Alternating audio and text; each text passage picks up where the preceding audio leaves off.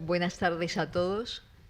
Bienvenidos a Casa de América, especialmente hoy que inauguramos a modo de homenaje un amplio programa en torno a la figura del maestro Manuel Antín, a quien agradecemos muy especialmente su presencia en esta casa. Casa de América agradece también la valiosa colaboración del cineasta Diego Sabanés y de la periodista y editora María Ángeles Fernández en su calidad de coorganizadores de este ciclo. El encuentro con Manuel Antín nos ofrece la oportunidad de compartir con una de las personalidades más relevantes de la cultura argentina, con una extensa trayectoria que abarca no solo su trabajo como escritor y cineasta, sino también su trabajo más allá, ¿no? Como gestor cultural, con el cual jugó un papel fundamental en la dirección del Instituto Nacional de Cine, el INC, durante los años de su presidencia. Manuel Antín es actualmente rector de la Universidad de Cine, la FUC, institución que fundó en 1991. En la FUC han estudiado muchos de los más destacados cineastas de cine argentino actual y entre 1996 y 2008 produjo 6 largometrajes realizados por estudiantes, entre ellos Moebius, Mala Época y Solo por hoy. El programa Encuentro con Manuel Antín, que se extenderá desde hoy hasta el sábado 16, estará integrado por las conversaciones en torno a las adaptaciones literarias. Esta es la actividad que tendrá lugar en la tarde de hoy con la participación del escritor y guionista Alan Pauls, al que también damos la bienvenida en esta casa. Mañana, martes 12, tendrá lugar Manuel Antín, 3 películas con Julio Cortázar, el cine del lado de acá y del de allá. Conversación que realizará con María Ángeles Fernández y Diego Sabanés acerca de la vinculación creativa y personal de Antín con Julio Cortázar. Después de la conversación se proyectará Circe, cuyos diálogos fueron escritos por el escritor. El miércoles 13 se desarrollará una mesa redonda que aportan las escuelas de cine, acerca del papel de las escuelas en la formación de los cineastas, que será moderada por Nicolás Sad, director y guionista y egresado de la FUC, en la que participarán también Andrea Guzmán, gestora cultural, y Guadalupe Pérez García, directora y productora. Se exhibirán además las películas La cifra impar, Los venerables todos y Don Segundo Sombra. Muchas gracias por acompañarnos en la tarde de hoy. Espero que disfruten muy en especial de este programa, empezando por esta conversación de la que vamos a disfrutar o de que vamos a poder saborear con estas 2 grandes figuras del cine. Gracias.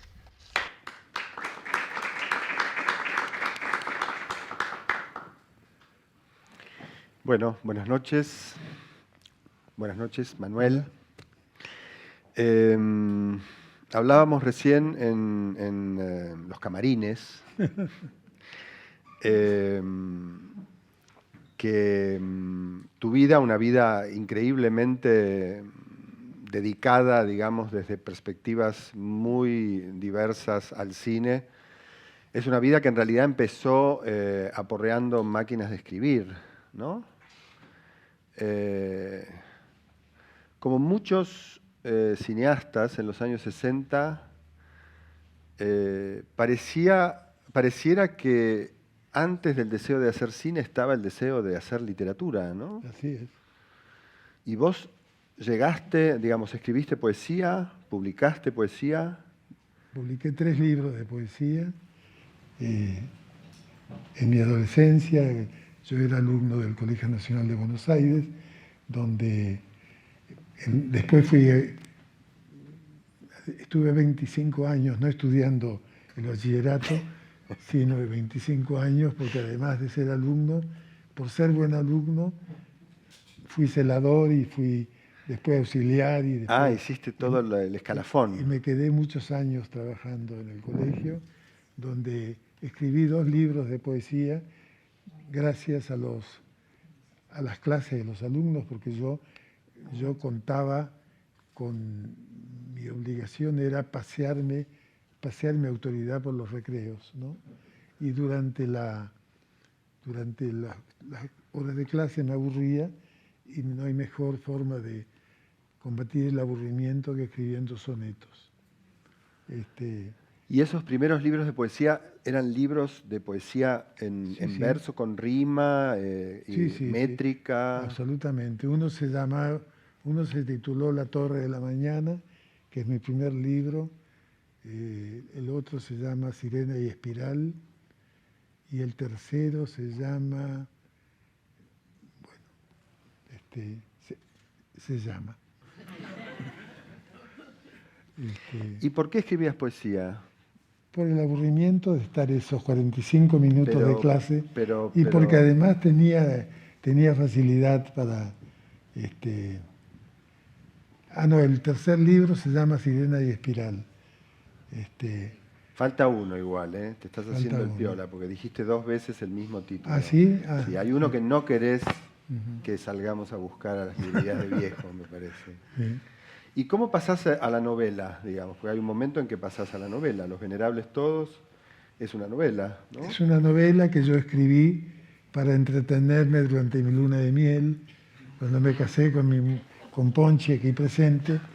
En los ratos de ocio yo escribía, en la luna de miel escribí esa novela, que es una novela que con el tiempo tuvo uno de los grandes méritos de Julio Cortázar es haber perdido esa novela. Porque nosotros vimos juntos la película que hice sobre la novela en el Festival de Cannes y cuando terminó la proyección, Julio me dijo que le habían quedado, textuales palabras, algunas perchas sueltas, ¿no? Que le gustaría leer la novela. Yo le dije que no está publicada, pues mandame el original. Y le mandé con un amigo que viajaba, iba y venía de París a Argentina y viceversa. Y bueno, tiempo después él viajó como era traductor de la UNESCO, viajó a Viena, donde perdió la novela. Cortázar perdió tu novela. Perdió el original de la novela, que quedó solamente la película. Tiempo después... Pero llegó ¿A leerla? No, a ligar las perchas que le habían quedado sueltas antes de perderlo. Nunca me lo comentó, nunca. Supongo que no. Supongo que no. Estos escritores. Que antes de encontrar las perchas perdió la novela. Tiempo después, con ese mismo amigo, me mandó los originales de Rayuela. Yo recibí la novela, la leí y le escribí diciéndole: Julio, me voy a cobrar la novela que me perdiste, se la voy a llevar a Paco Porrúa, que era el editor, pero como mía. En fin. Esto lo puedo contar porque, en fin, porque no, como todos saben, la novela se publicó con el falso nombre de Julio Cortázar. Pero ¿en qué momento, digamos, o sea, estabas decidido, aparte de que veo que eras muy una víctima del aburrimiento en esa época, sí, te aburrías sí. como Bedel, te aburrías en La Luna de Miel, ¿en qué momento, o sea, pensabas ser escritor, pensabas dedicarte a eso, pensabas escribir? Pensaba que sí, pero no encontraba fe en lo que yo hacía, no encontraba convicción, no creía en mí, no creía en lo que yo escribía y tanto es así que tiempo después, una novela mía que fue publicada por Eudeva, yo compré todos los ejemplares para que nadie la lea, ¿no? Pero es así, es así. Pero ¿y hacías circular ese material? No. ¿Lo leían otras personas? No. O sea que era una cosa muy privada. El único lector que tuve fue Julio Cortázar de esa novela que él perdió. O sea que Los Venerables Todos no fue leída. No fue leída. Solo fue leída como película. Como película. Pero porque yo no creía en mí. Y por no creer en mí, finalmente hice cine. ¿Por qué? Porque en realidad en esa época de incredulidad, un día esperaba que un amigo se terminara de preparar para ir juntos al cine y descolgué un libro de la biblioteca. Era un libro de un escritor por entonces casi desconocido en la Argentina, era Julio Cortázar. Leí un cuento, ¿no? Y yo dije: qué bien escrito está este cuento, esto es lo que yo debería escribir. Como era desconocido el escritor, se me ocurrió plagiarlo. pero no encontré ninguna manera más legítima, más legal de plagiarlo que filmar una película con esa historia. Después se la conté a Axel y a Rowley, porque ellos decían, nosotros, Axel era el padre de él. Mi papá. Sí, el papá.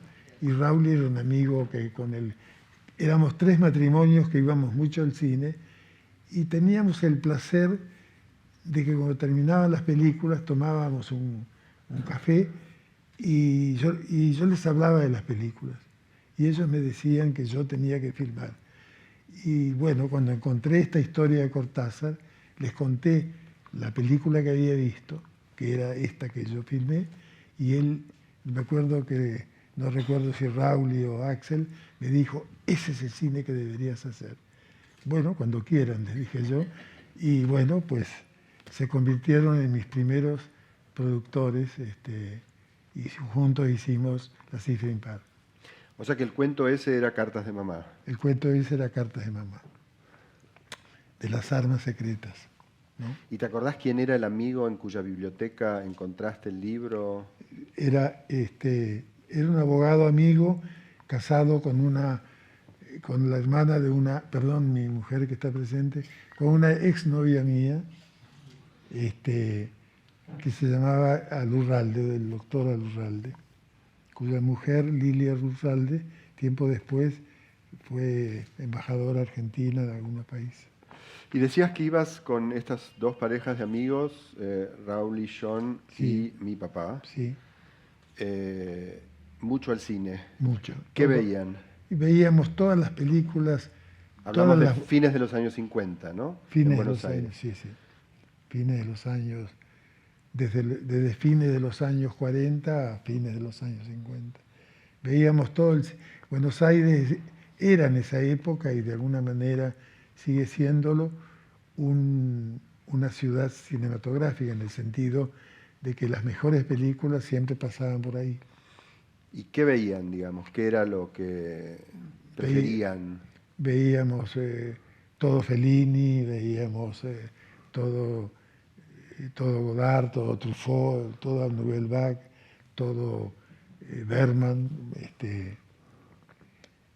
Alguien me preguntó alguna vez qué película me hubiera gustado filmar y mi respuesta fue El Rincón de las Fresas Salvajes, que es una de las películas más profundas y más bellas que he visto en mi vida, precisamente de Bergman. ¿Y te considerabas en ese momento un espectador cultivado, digamos? Sí. O sea, ¿sabías que eras un buen espectador? Sabía que era un buen espectador.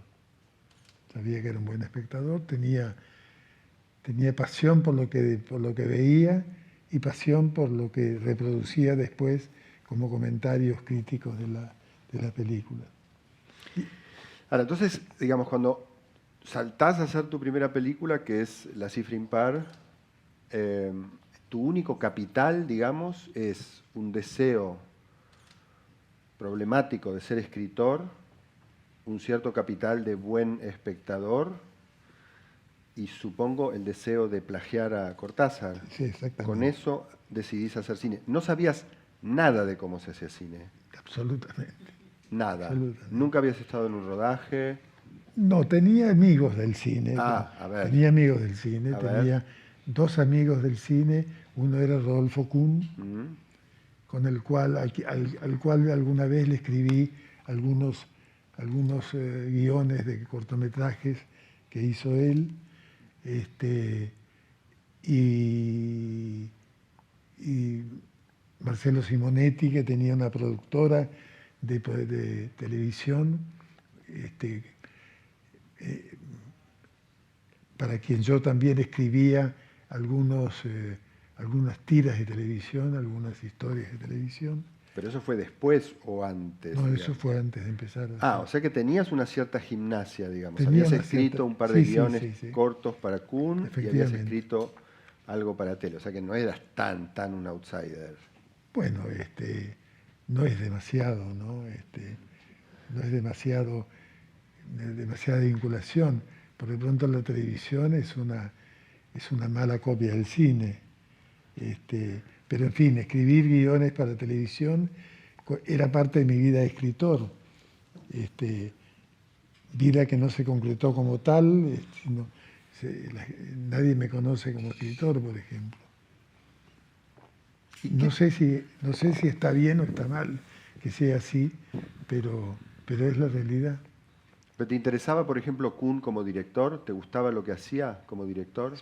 Sí, tenía amistad con él.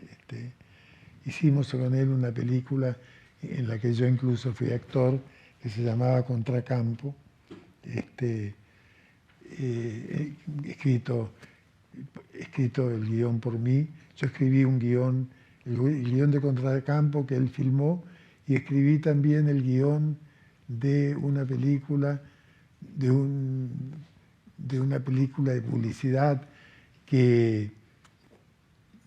sobre una filmación de Fernando Ayala, ¿no? La película se llamaba Luz, Cámara, Acción, y era una especie de película hecha sobre la filmación de Ayala. O sea que ya tenías mucha experiencia en realidad. O sea, primero nos estuviste mintiendo diciendo que solamente tenías una novela que no se la habías dado a nadie a leer y que habías escrito unos versos, unos sonetos, y ahora ya sabemos que escribiste guiones, que tenías amigos cineastas. En realidad no es que les mentí, sino que me fui acordando.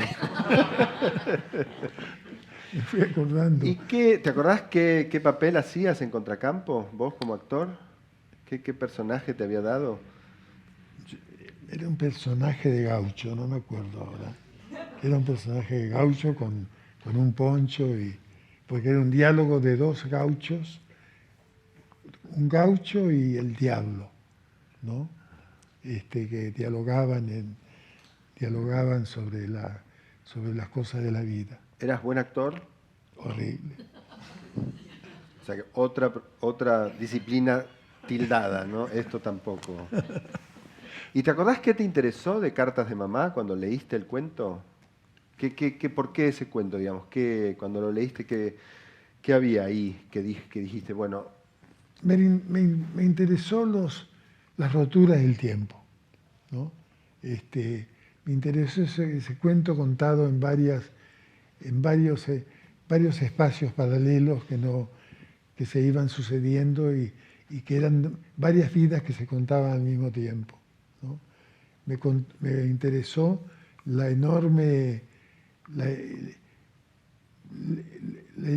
cantidad de sugerencias que tienen cada una de las palabras que tiene ese cuento, ¿no?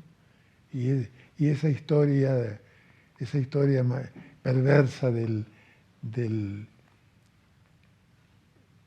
hermano que seduce a la mujer, a la novia del hermano, y ese hermano que se muere,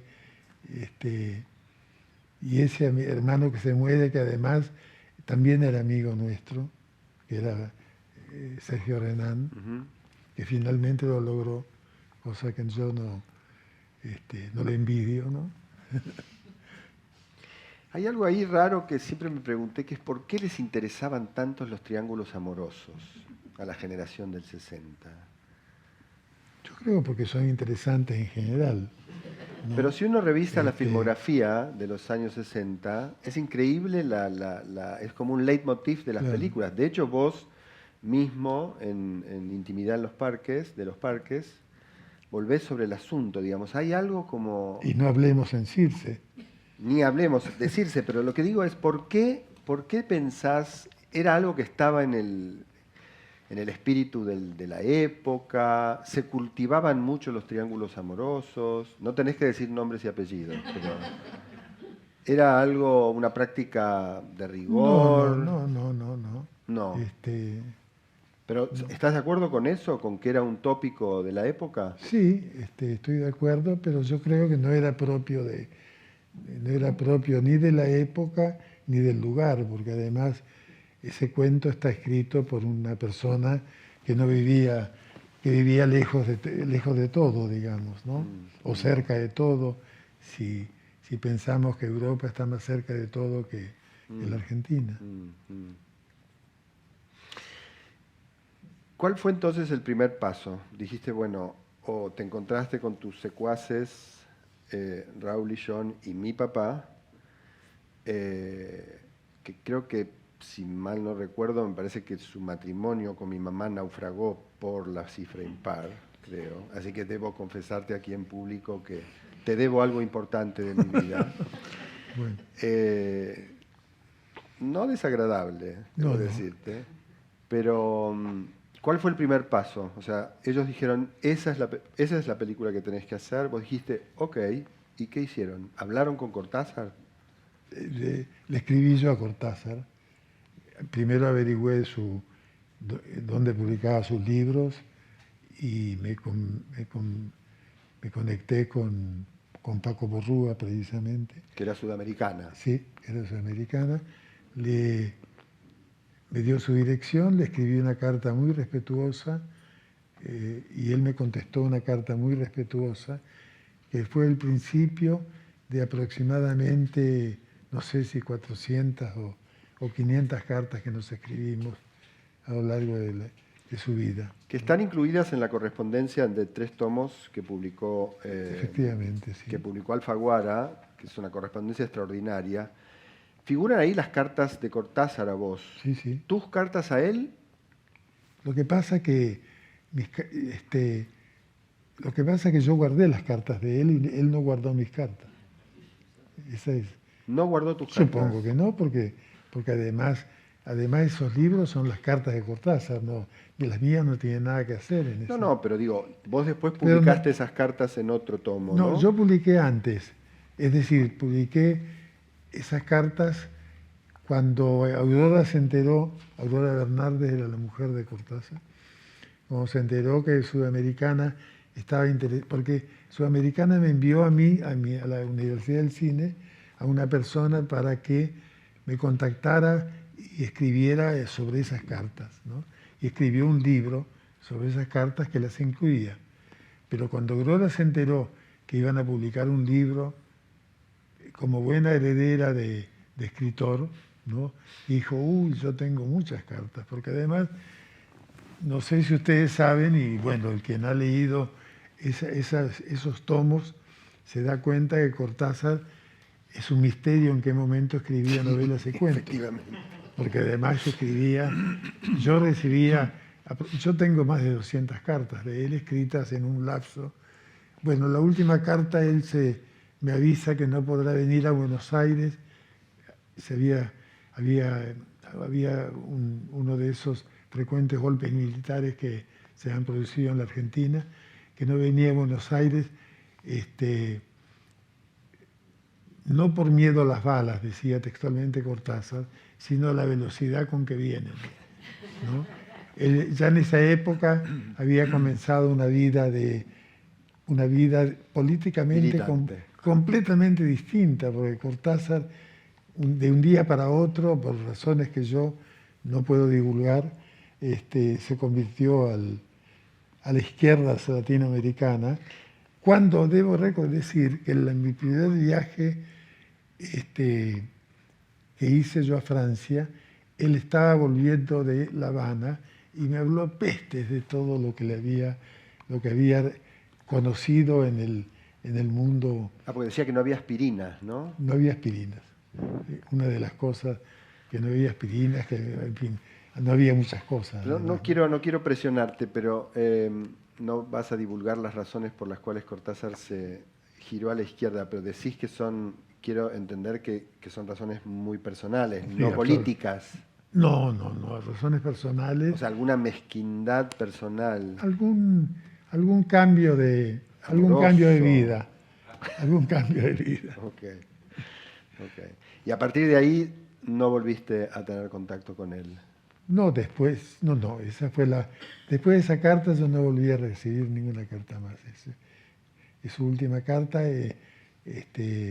incluso cuando vino a Buenos Aires, a lo que yo llamo despedida, porque vino simplemente estaba muy enfermo y viajó a despedirse de Buenos Aires y de los lugares que él frecuentaba en Buenos Aires, como el café el Boston, ¿no? Donde transcurre gran parte de los premios. Bueno, en esa oportunidad que incluso había asumido la presidencia Raúl Alfonsín, y yo era funcionario del gobierno de Alfonsín, y se corrió la voz, una mala voz, equivocada completamente, diciendo que Alfonsín no lo había querido recibir, cuando en esos mismos días había recibido a personas más peligrosas que Cortázar, entre comillas, ¿no? Yo había recibido la versión según la cual Cortázar estaba herido porque Alfonsín no lo había recibido. No, eso es algo. Que Alfonsín no lo había... Es imposible pensar, yo era un funcionario de Alfonsín, me hubiera llamado a mí, Alfonsín ni sabía quién era Cortázar. ¿No sabía? No, estoy seguro que no. Sí, Alfonsín, ¿cómo no va va a saber quién era Estoy Cortázar? seguro. Todo el mundo sabía quién era Cortázar. No creo. 84, 83, 84, ¿no? Sí. Bueno, de todos modos, a mí hay algo que me llama siempre mucho la atención, que es esa relación que vos establecés con Cortázar, que es una relación bastante peculiar, yo diría, en la historia del cine y de la literatura argentinos. Porque, bueno, uno podría pensarnos en Torre Nilsson y Beatriz Guido, que efectivamente es una relación entre cine y literatura un poco enmarcada por la conyugalidad, podríamos decir. Sí, claro. No era el caso entre vos y Cortázar. Pero me parece que lo que es bastante notable de esa relación que tenés con Cortázar no son solo los proyectos que hiciste con él sobre textos de él, sino justamente ese cuerpo de correspondencia que se conservó, que eso es algo muy raro. O sea, uno no tiene...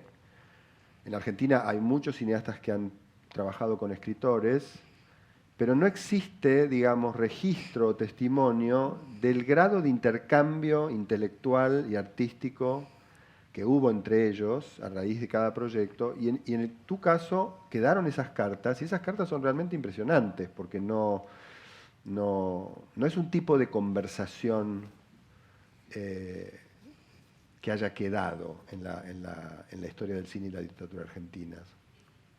Entonces la idea, lo que a mí lo que me preguntaba siempre es, bueno, llamaste a Cortázar, le escribiste, Cortázar cedió los derechos del cuento sin absolutamente ninguna objeción, no sabía quién eras vos.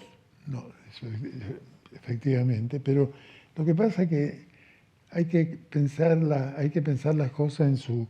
Sí, Cortázar no era Cortázar, todavía, pero Este, era un escritor que había escrito, digamos, pero 4 libros de relatos. Pero en la Argentina no lo conocía nadie, muy poca gente, ¿no?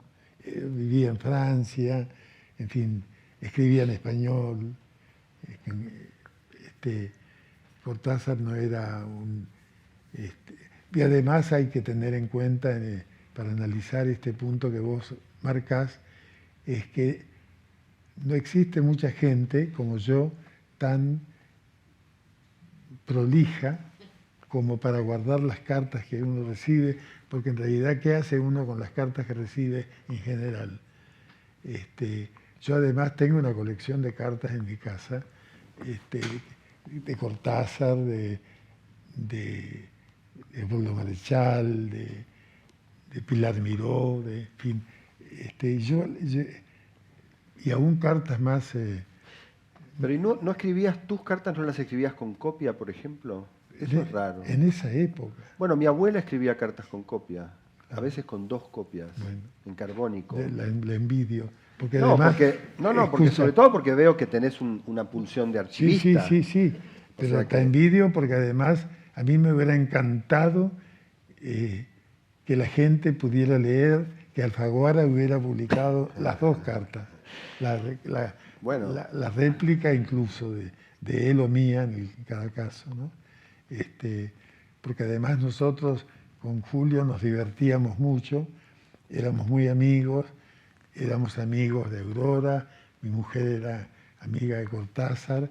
Cortázar me escribió una bellísima carta cuando nació mi hija, aquí presente, que todavía conservamos,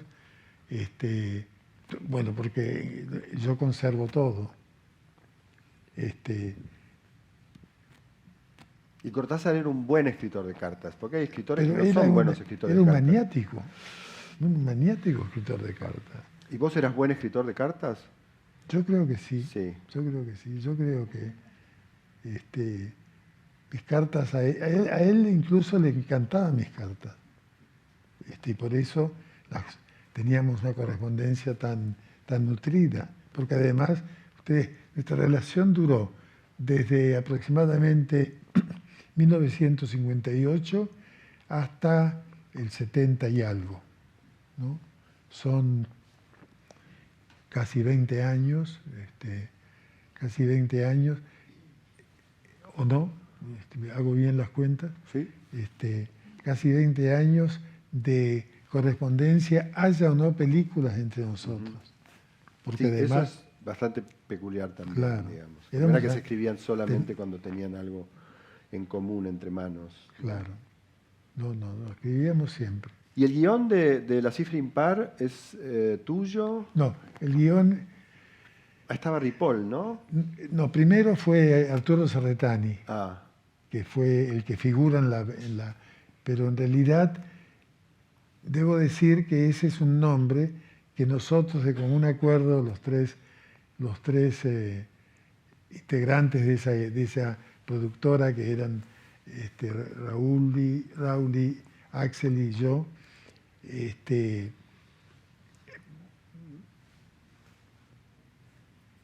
bueno, me olvidé. Serretani. Sí, lo pusimos a Serretani Ajá. porque éramos desconocidos que se presentaban a pedir un crédito para hacer una película en el Instituto Nacional de Cinematografía. Alguien tenía que ser Un nombre. un profesional, ¿no? Y entonces buscamos un autor que incluso tenía un cargo importante en Argentores, pero en realidad Serretani no hizo nada, nunca puso una coma. Pero aceptó aparecer, Sí, digamos, aceptó o sea, aparecer, pero nunca se concretó una operación de colaboración literaria, que sí existió entre Antonio Ripoll, yo, incluso algunas ideas que aportó Axel también, caramba. porque éramos apasionados del cine, hicimos eso porque queríamos el cine. Y decías que lo que te interesaba del cuento, de Cartas de Mamá, era un poco la estructura temporal, digamos, ¿no? O sea, que veías ya, leyendo el cuento de Cortázar, el cine que te gustaba ver. Exactamente. O sea, que leyendo a Cortázar veías a Resné. Claro. Y además después, cuando yo hice la película, que la crítica la encontraba inspirada o copiada de Resné o de esos directores que jugaban con el tiempo, yo un día di una prueba irrefutable, que nadie creyó por otra parte, y es que yo vi por primera vez el año pasado Marienbad o Hiroshima, no me acuerdo cuál de las dos, junto con La Cifra Impar en Venecia, cuando se exhibieron juntas, y me hice amigo de Alain Rodriguez por mi amor a la literatura, porque además, pero no porque yo los calcara o los copiara. ¿Habías leído a Robrillet? No había leído Rodriguez. Lo empecé a leer después de conocerlo. Incluso lo invité a Buenos Aires, en fin. ¿Y te acordás cómo fue escribir ese primer guión? Digamos, la lucha o el duelo o medirse con el texto, porque debe haber sido un desafío, digamos. Sí, pero si uno lee... Eran unos inconscientes. Sí, éramos, sí. Pero además, si uno lee la película, Sí. se encuentra con que, y compara la película con el cuento, es la misma cosa. No hay muchas diferencias entre una cosa y otra. Bueno, no hay muchas diferencias y a la vez es todo diferente. Sí, desde luego. Pero O sea, quiero decir, hay que pegar ese salto, Sí, digamos, sí. ¿no? Y además es un relato en el que, digamos que no, la acción propiamente dicha no es ¿no? No hay un argumento, digamos. O sea, pero elegías textos complejos. Texto complejo, una gran interpretación, porque yo creo que los tres actores principales de esta película eran muy buenos actores que hicieron muy buen trabajo. Uno porque no podía ser otra cosa que un actor de la película, que es el doctor Murúa, Milagro de la Vega, que era mamá, nació mamá desde chiquita, Sergio, Renan, en fin, era una película que vivimos tan de adentro todos incluso el equipo, los productores, todos los que trabajamos en ella. Lo que es muy sorprendente de tu relación con Cortázar es que es como una relación entre dos cabezas que no tuvieran necesidad de pasar por el guión, ¿no? Es como si un cineasta hablara con un escritor y de alguna manera borraran la necesidad de esa instancia intermedia que la industria del cine obligaba, que era la instancia del guión, ¿no? Es como si vos hablaras directamente como cineasta con la cabeza de un escritor, un poco de la misma manera que hablaba, no sé, Roch Millet con Resnais, ¿no? Digamos. Claro. Quizás más, ¿no? Porque hay una anécdota en la que yo siempre pienso cuando pienso en la relación tuya con Cortázar, que es cuando Antonioni decide contratarlo a Roch Millet para que escriba una película para él, ¿no? Y le dice, Roch Millet, quiero que usted escriba una película para mí. Y Roch Millet dice, perfecto, voy a escribir una película para usted. Entonces se sientan al cabo de 1 o 2 meses y Roch Millet tiene que mostrar, digamos, lo que escribió y empieza a leer. Y entonces dice, interior, exterior, noche, calle, de barrio solitario, la cámara baja del... Momento, le dice Antonioni. Usted deje que la cámara la pongo yo. Y Roch Millet le dice, discúlpeme, ¿usted no me había contratado para escribir una película? Si yo escribo la película, tengo que escribir la cámara. Claro. Y ahí me parece que es una pequeña anécdota que ilustra muy bien el problema de los escritores y de los cineastas, ¿no? Digamos, o sea, hasta qué punto, en el caso de Roch Millet se tomaba unas atribuciones que evidentemente Antonioni no quería asignarle. Pero en el caso tuyo con Cortázar es como si medio que no hablan de guión, ¿no? Hablan de la película, Claro. como una especie de cosa, de objeto ideal, pero no pasan por el guión, ¿no? Y en ese sentido pensaba en lo que decías, bueno, la película y el cuento es lo mismo, ¿no? Como que filmabas la literatura, no el guión, ¿no? Sí. Bueno, yo creo que lo que sucedía era que nosotros teníamos una identidad muy profunda, y Cortázar se complacía de ver reproducidos sus cuentos en las imágenes con una gran fidelidad, cuando en realidad en general los escritores, los directores son muy traidores con sus autores, ¿no? Cosa que no me ha ocurrido nunca a mí. Yo siempre he filmado los escritores como si cada uno de ellos hubiera sido yo.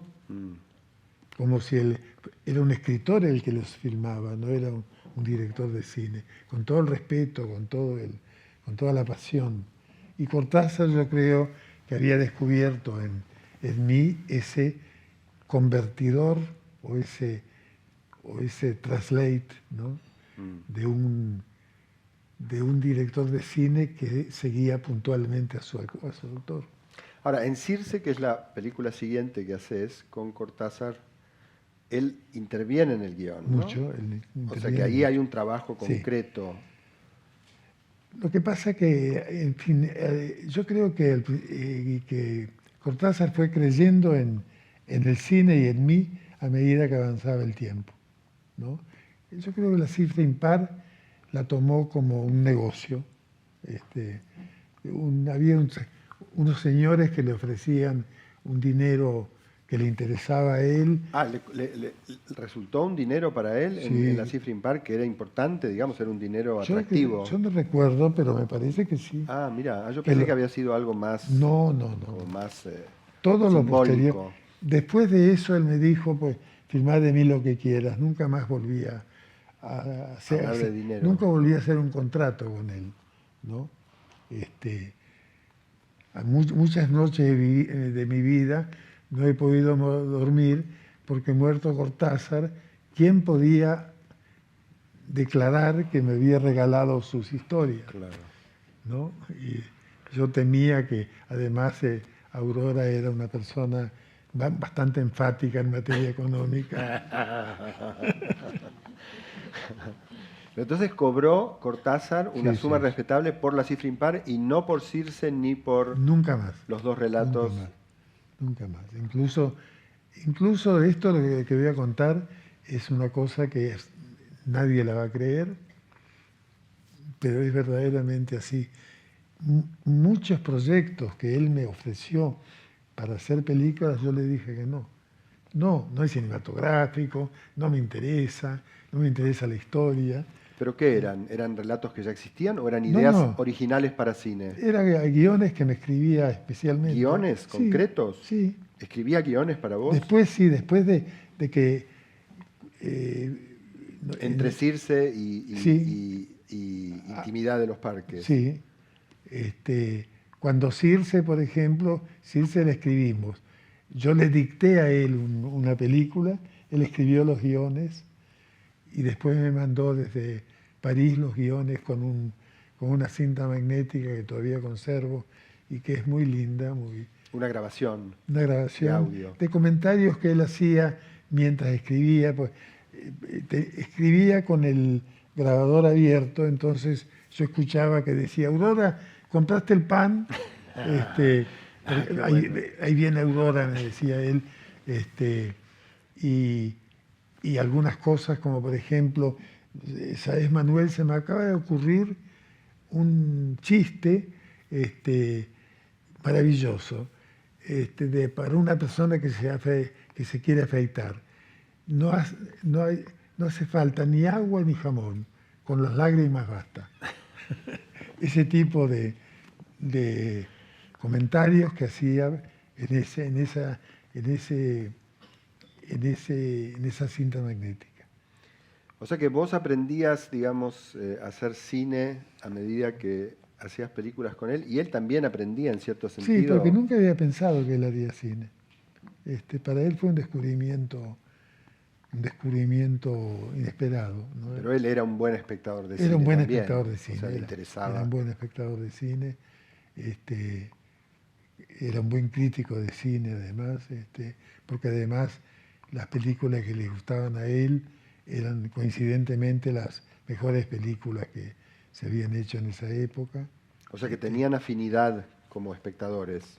Y más de una vez hubo proyectos que no se concretaron por razones económicas, con Buñuel, por ejemplo, con varias cosas que él me fue contando y que yo he olvidado, ¿no? ¿Y por qué no te interesaban las cosas que él hacía para vos? Digamos, los guiones o las ideas. ¿No te interesaban porque no eran buenas para vos o a vos te gustaba más desearlo vos a Cortázar y decirle yo quiero esto? A mí me gustaba más eso porque yo elegía, leer los cuentos era como ver el producto antes de empezar. En cambio, un guión, en realidad nunca llegó a proponerme un guión concretamente que yo lo rechazara, pero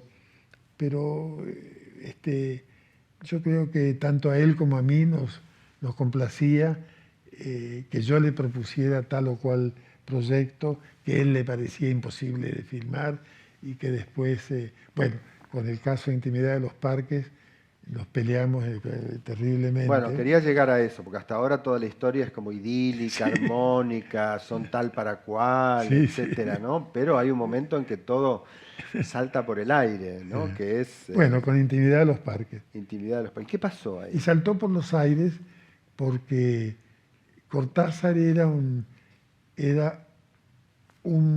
enamorado de sus textos y entonces decía que esa película, uno de los cuentos en los que estaba basada, era el ídolo de las Cícladas, y que las Cícladas estaban en Grecia, y que yo me iba a ir a, esto es metafísico lo que voy a contarle, yo me iba a ir a filmar a Perú, a Machu Picchu, y Machu Picchu es la piedra cuando la Cícladas es el mármol, y esos conflictos eran casi sanguíneos, sanguinarios. ¿Pero era eso lo que lo perturbó? Sí, era eso. Porque yo he releído la correspondencia de ustedes Sí. y me da la impresión de que ahí realmente en esa película hay una disidencia conceptual fuerte entre ustedes. Digamos, que no se, probablemente le haya molestado que vos no pudieras irte a Grecia a filmar. Por ahí esa traslación Grecia-Machu Picchu no le cerraba, pero me parece que ahí discuten, por lo menos Cortázar te objeta algo, por eso hubiera sido muy lindo conocer tu carta ahí. Él te objeta como que hayas reemplazado una lógica fantástica por una lógica psicológica, ¿no? Ese es un poco el corazón de la objeción de él, claro. ¿no? En el ídolo de las Cícladas hay un objeto mágico que es un ídolo, una pequeña escultura, digamos, que empieza como a ejercer una especie de influencia mágica en uno de los personajes hasta llevarlo a prácticamente a una especie de trance de locura, ¿no? Y si no recuerdo mal, me parece que lo que él objetaba de la película era un poco la idea de que si eso no estaba funcionando en la película, si ese ídolo no funcionaba con un objeto mágico, entonces no había manera de explicar o justificar que el personaje tuviera ese arranque de locura, que es un arranque de locura que involucra un hacha. Pero sin embargo, él podría haberme dicho no. Nunca me lo dijo. No, pero bueno, él vio la película terminada, ¿no? Creo, o sea, él no tenía intervención para... No estoy seguro si la vio alguna vez. No estoy seguro. Porque... Yo creo que la vio. ¿Sí? Yo creo que la vio porque él cuenta en un momento en una carta que fue a ver la película con amigos, te manda una carta, escribe una carta así como en caliente, como furioso. No la manda porque dice, Manuel es un amigo, no puedo mandar esto, prefiero esperar. Y te manda una carta diciéndote que escribió un texto en caliente que no te va a mandar, pero que efectivamente la película, en fin, no lo convenció, que le gustaría mucho charlar con vos personalmente. Vos se ve que le escribís una carta medio mala onda, diciéndole, pero ¿por qué? ¿Qué me estás protegiendo? Decime lo que me querés decir de la película. Y ahí Cortázar, re enojado, porque él que te protegía, encima vos lo cagás a pedos, te manda la carta original. Y la carta es tremenda. Yo no la recuerdo. O sea, es una carta tremenda en el sentido de que, y también ahí es muy interesante, porque se ve que la relación que tenían tenía como una especie de elasticidad, o sea, de dos personas que confiaban una en la otra, digamos, incluso cuando se equivocaban. Pero es una carta durísima porque durante 3 páginas va diciendo todo lo que no le gusta de la película y que lo consultó con sus amigos y que a sus amigos tampoco. Entonces ahí yo lo que me preguntaba es, pero ¿y vos qué decías ahí? O sea, ¿defendías la película? ¿No lo dejabas hablar solo? ¿Cómo te tomaste esa situación? Yo supongo que en realidad no recuerdo el episodio, no recuerdo la carta, de verdad. Tal vez por una cuestión de que uno va clasificando los recuerdos y las cosas que no le convienen las aparta, pero no recuerdo la carta, pero no recuerdo haber, al contrario, Cortázar tuvo hacia mí siempre una actitud pasiva, ¿no? Jamás tuvo una actitud... te dejaba ser, querés decir, te dejaba ser. Él creía en mí como director de cine y punto.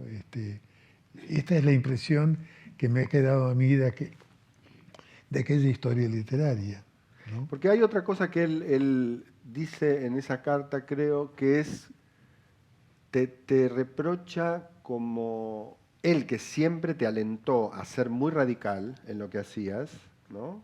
Así como él mismo se sentía un escritor radical, o sea, alguien que va a fondo, no Sí. importa cuántos lectores tenga, cuántos lo abandonen.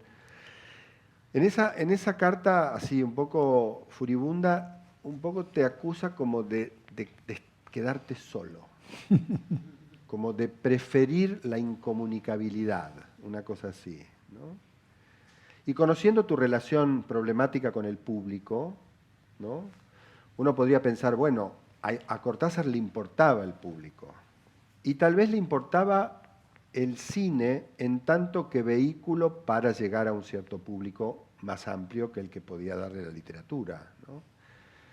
Porque ese es el único punto para mí en la relación de ustedes, tal como aparece en la correspondencia, en el que Cortázar, en cierto sentido, en que se ve como que está como decepcionado, ¿entendés? Como si vos hubieras hecho una película muy radical y él no quería que fuera tan radical, ¿no? No me acuerdo de la carta. Es que por lo visto la he enviado. Bueno, pero de hecho ahí termina la relación de colaboración. No la relación, pero la relación de colaboración. No siguen trabajando juntos. Pero no. No porque estén peleados, porque de hecho creo que hay una carta a los 2 meses y la carta Sí, es sí, totalmente sí. afectuosa y no pasa nada. Pero dejás de trabajar con Cortázar. Pero yo creo que. Yo recuerdo que más que al revés, y no es que yo me valga de la actualidad para decirlo, yo era la parte activa de la relación y no recuerdo verdaderamente en ningún para él, yo era el cine, yo era su salida al cine, sin, sin ningún interés económico, porque la única película que yo compré los derechos es La Cifra Impar. Todas las demás, él me dijo, firma lo que quieras, siempre, ¿no? De manera que no. Hubo un día en que yo dije, bueno, siempre Cortázar, voy a cambiar. Además no me iba bien comercialmente con las películas, iba perdiendo los departamentos uno tras otro. Cada película un departamento menos. Tuve 10 departamentos desde que empecé a hacer cine y no tuve 11 porque no hice más cine. Los presupuestos de las películas tendrían que hacerse en departamentos, ¿no? ¿Cuánto cuesta esta película? 6 departamentos. Le cambio este departamento por esta película. Más o menos, sí. Pero entonces tuviste una cierta conciencia de que tenías que cambiar de rumbo. Sí, sí. Y buscar el público. Eso, y además en eso coincido con algo que decía un amigo mío de aquella época, que era Torre Nilsson, que decía, uno es director de cine a lo sumo hasta su quinta película. Desde entonces ya no lo es más, porque desde entonces empieza a pensar en el público y uno hace lo que quiere el público y no lo que él quiere, ¿no? Y yo creo que eso es, y a partir de Cortázar, a mí empezó a irme mejor en el cine. Poco después me vino mi único gran éxito en el cine, que es Don Segundo Sombra, por ejemplo. Que es otro libro, otra novela. Que es otra novela. Pero es una novela, ahí hay un cambio. Es una novela. Dejás los relatos. Pero que no hay ninguna película mía que no sea de una literatura. No hay, hasta mi película está basada en mi novela. Pero después Castigo al traidor de Roabastos, Con segundos sombras de Guiraldes, Allá lejos y hace tiempo de Hudson, en fin, Y la invitación. La invitación es de Beatriz Guido. Y además La invitación fue la última película, porque además fue la película con la que compré ese 10º departamento. ¿Y ese es el que te quedó, el 10º departamento? Sí, sí.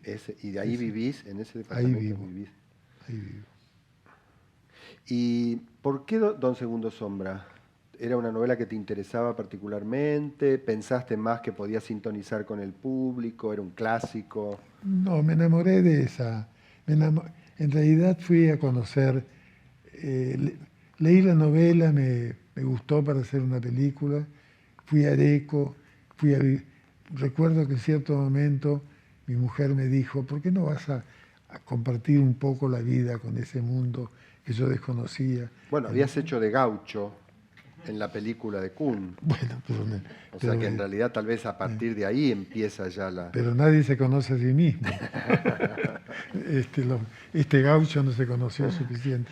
Me gustó mucho, conocí gente muy linda, escuché una de las frases más profundas que he escuchado en mi vida en boca de un gaucho totalmente analfabeto, que sabía tan muchas cosas, y un día yo le dije, y en la época que estaba preparando la película, usted sabe muchas cosas, don no sé cuánto. Y él me dijo, no siendo cosa de los libros, yo no ignoro nada. Pero vos no eras una persona, un espíritu rural. No, en absoluto. No habías tenido, salvo En ese... absoluto. La verdad que no sé cómo hice esa película y cómo después hice Allá lejos hace tiempo. Que también es una película, Que también de, es una de tema de película. tierra adentro. Sí. Pero fueron mis éxitos de público. Don Segundo Sombra estuvo, no recuerdo, pero 14 o 15 semanas en la sala de estreno. ¿Y te acordás la adaptación de la novela cómo fue también? No hubo ninguna adaptación. Nada. Yo repartí el ejemplar de Losada, compré tantos ejemplares como técnicos había.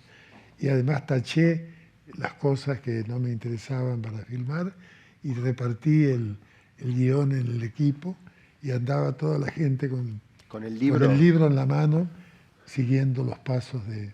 Pero ¿y cómo hacías la producción de una película si no había un guión, si el guión era la novela? ¿Cómo hacías la planificación? Porque vivíamos todo ahí, íbamos improvisando. Ah, era una película improvisada. Totalmente improvisada. Ah, ¿pero habías hecho eso antes? ¿Trabajabas así? Nunca. Pero tampoco nunca fui un minucioso seguidor de guiones. Nunca fui, me parecía que muchas cosas del cine eran demasiado estudiadas, preestudiadas, preelaboradas y un poco artificiales, ¿no? Bueno, yo no sé si eso... ¿Ya querés cortar? Yo te iba a hacer una sola pregunta más, o no sé, ¿cómo estamos de tiempo, Teresa? Sí. ¿Bien? Me parece que Manuel ya no quiere saber más nada. No es que no pero quiera. Te voy a hacer una pregunta más. Porque sí. No, porque tal vez después podemos abrir el juego al público y ver si hay ahí. ¿Quisiste filmar Adán Buenos Aires? Sí. ¿Y qué pasó? Lo quise filmar y en las dos oportunidades que presenté el proyecto, no fue posible. En uno porque me dijeron que el autor había sido peronista, era la época militar. ¿Eso fue dictadura 76-83? Sí, efectivamente. Y en la época del peronismo me decían que era una película demasiado... No puedo contar la anécdota de mi conversación con aquel director del instituto. No podés contar. No puedo contar, no es demasiado. ¿Pero por qué? Hay demasiadas cosas que no estás contando, Manuel. No, sí. Una contá, una. O la razón por la cual Cortázar se hizo comunista. Voy a contarla, pero discúlpenme, Sí, por favor. por favor. Y nunca cuenten que yo he contado. Exacto. No, vamos a jurar que vos no lo dijiste en público. Me presenté al director del instituto, que era peronista, era el gobierno peronista, y él, cuando empecé a conversar sobre la producción de Adán Buenos Aires, sacó el libro de la mano del escritorio y me leyó un párrafo muy espiritual de la novela de Marechal, y me dijo, esto no se puede filmar, mire. Y en ese momento pasó una empleada muy armoniosa caminando por por el escritorio, por la oficina de él, y él me dijo, lo que hay que filmar son culos como esos. Esa es la historia de aquel director del instituto cuyo lugar casi ocupé yo después. ¿Y tenías los derechos de la novela? Había trabajado con Leopoldo Marechal. ¿Y habías escrito un guión? Sí, tengo el guión. El guión lo tengo en mi casa todavía. Tantas veces he pensado volver al cine y filmarlo, ¿no? Porque además es una maravilla de... O sea que ese es como una deuda que quedó para vos. Sí. De todos los libros que alguna vez quisiste filmar, ese es el... Ese es el peor recuerdo. Bueno, si quieren intervenir, preguntar... O si no quieren... O si no quieren...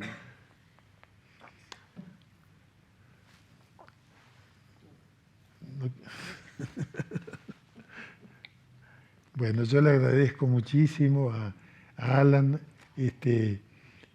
esta tarea que ha realizado con tanta destreza y generosidad artística.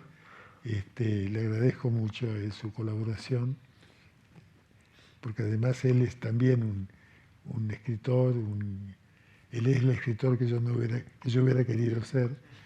¿A cuántas le habrás dicho lo mismo? A Cortázar. Y además ha escrito guiones y películas. Tengo una pregunta. Bueno, una pregunta o a lo mejor una respuesta. No, Perdón.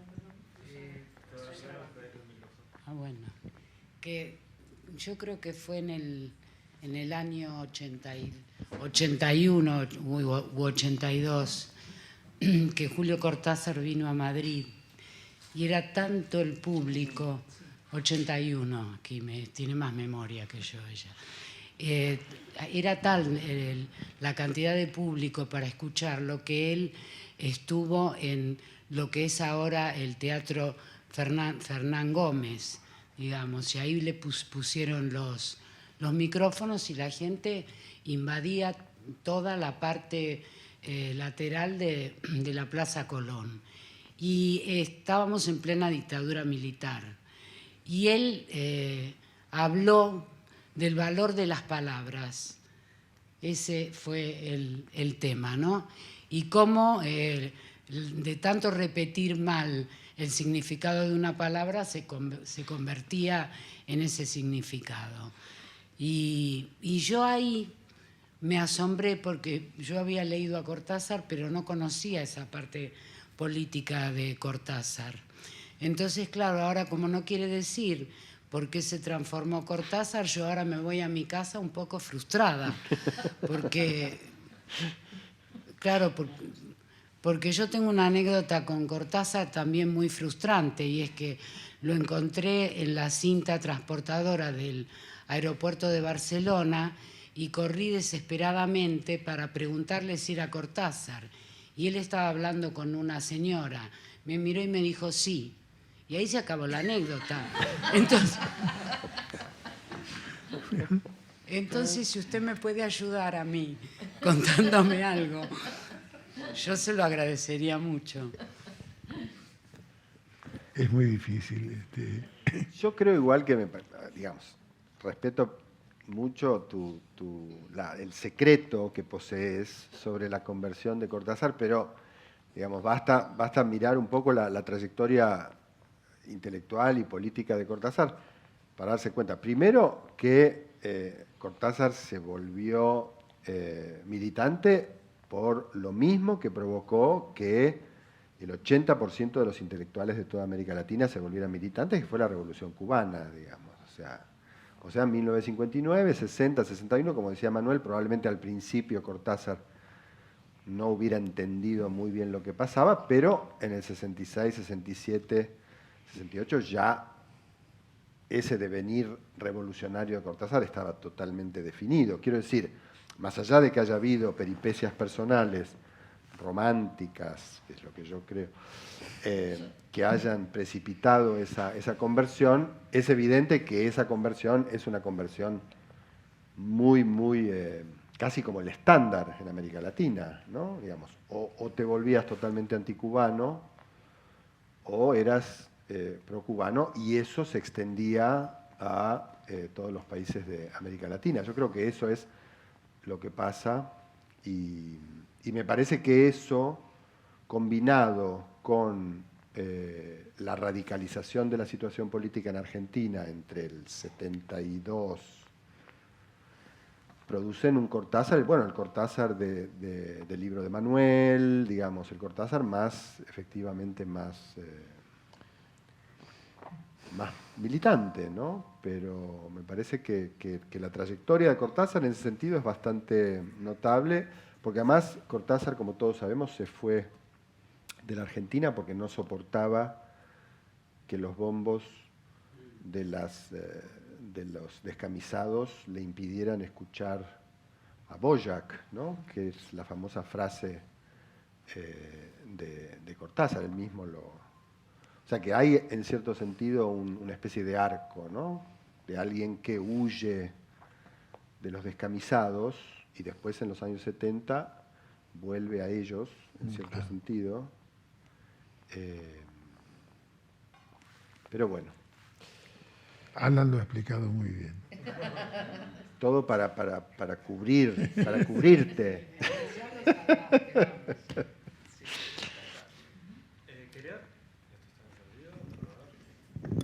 Sí. Quería preguntarte un poco más sobre tu adaptación de Adán Buenos Aires. ¿Compartiste ese proceso de escritura con Marechal? ¿Llegaste a mostrarle ese guión que tenías escrito, que por cierto se conserva en la biblioteca del Museo del Cine? Sí, yo lo he visto. Y quisiera que comentes un poco, porque es cierto que no hay otros escritores con los que hayas hecho tantos procesos colaborativos como con Cortázar, pero sí hay otros grandes escritores con los que también has colaborado, y me parece interesante el caso de Marechal en particular. No tengo anécdotas. El caso de Marechal es un poco parecido, un poco similar al de Cortázar. Marechal era un solitario, una persona muy solitaria, muy metida dentro de sí misma, y el cine le parecía una cosa totalmente ajena, ¿no? De manera que la colaboración que tuvimos juntos fue simplemente mi pasión por los escritores. Cuando yo era joven tenía amigos escritores a los cuales visitaba y bueno, porque tenía el placer de conocerlos, ¿no? Y de compartir con ellos momentos de la vida. Son muchos, son varios y son muy ilustres todos. Así que, pero no recuerdo, no. Marechal no colaboró directamente leyó y le gustó mucho la adaptación, que además seguramente es una película muy difícil de filmar porque debe ser muy cara. Muchísimos personajes. Muchos personajes. ¿Y estuviste por adaptar a Borges también? No.